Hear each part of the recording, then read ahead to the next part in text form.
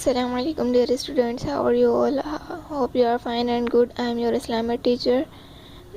This is your Islamic book. Please open your book and take out your page number 32. Let's begin today's lesson. پچھلی video میں نے آپ کو سبق وضو کا بیان کمپلیٹ کروا دیا تھا. آج میں آپ کو سبق وضو کا فرائض کی ریڈنگ کرواؤں گی.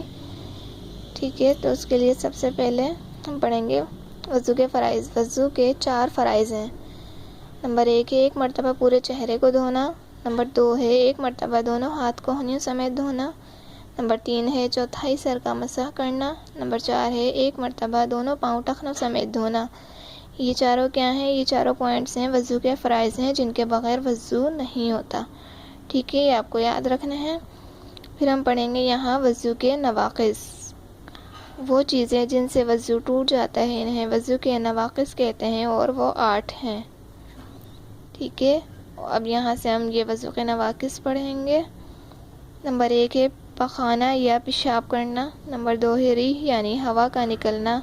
نمبر 3 جسم کے کسی حصے سے خون یا پیپ کا نکل کر بہہ جانا. نمبر 4 منہ بھر کر کے یعنی کہ الٹی ہونا. نمبر 5 ہے لیٹ کر یا ٹیک لگا کر سو جانا. نمبر 6 ہے دیوانہ یا پاگل ہو جانا.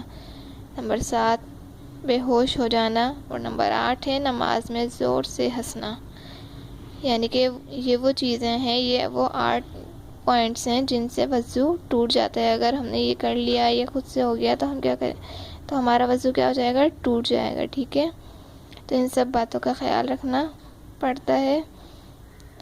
اب ہم یہاں پڑھیں گے، اس باکس میں لکھی ہے فائدے کی بات. یہ ہم ریڈ کریں گے اسے. یہ ہے نمازی نماز پڑھ کر اسی جگہ جب تک باوضو بیٹھا رہے گا تو فرشتے اس کے لیے مغفرت اور رحمت کی دعا کرتے رہتے ہیں.